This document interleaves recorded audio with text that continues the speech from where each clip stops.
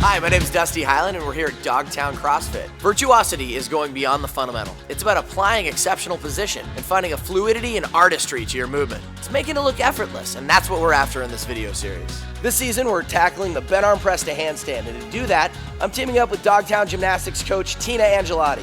Together, we're gonna give you the drills and skills that you're gonna need to master this movement.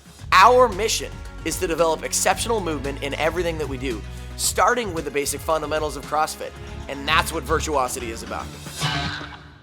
All right, welcome to season 3 of Virtuosity. All season, we're gonna be joined by Tina Angelotti. She's gonna bring her expertise, her perspective on gymnastic movement.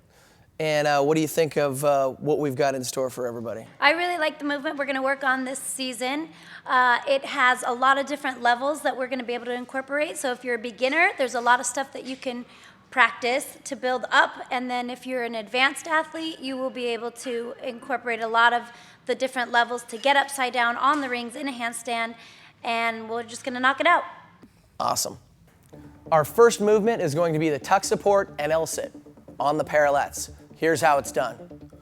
So to start off, we're gonna have a set of parallettes. And specifically, here we're going to be adopting and using a pair of wooden parallettes. I like those the best. There's an option for PVC pipe parallettes, and then there are metal parallettes that you can purchase through many of the suppliers out there in CrossFit land. To start off with, you're always gonna basically set the parallettes up at a cubit distance for yourself, which is roughly your shoulder width, just outside.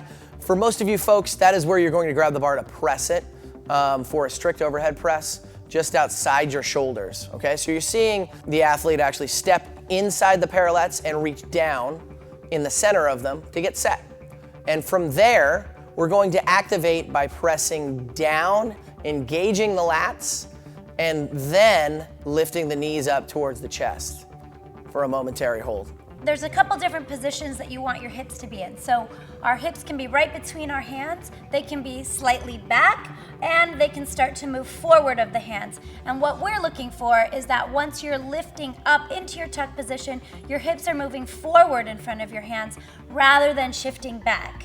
Now that our hips are in line, we're gonna want our eyesight or our line of sight on the horizon. We're gonna have a nice big chest, and then we're going to extend our toes out with straight legs and pointed toes. And actually, your toes will actually be higher than where your hips will be. And you'll see that right here. A couple things to keep in mind is if your hamstrings are a little bit tighter, moving into your L position from your tuck position is going to be a little bit more challenging. So we definitely want to work on some of the mobility in the posterior chain.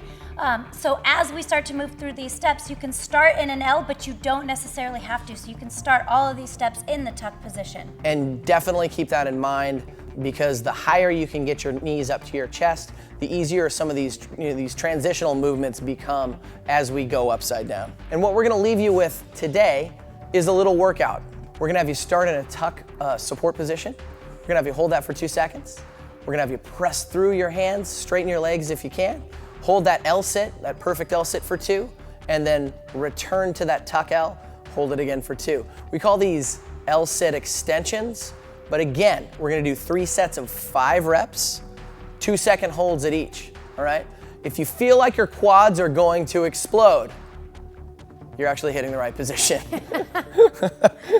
So, that's it for episode 1. We'll see you next week.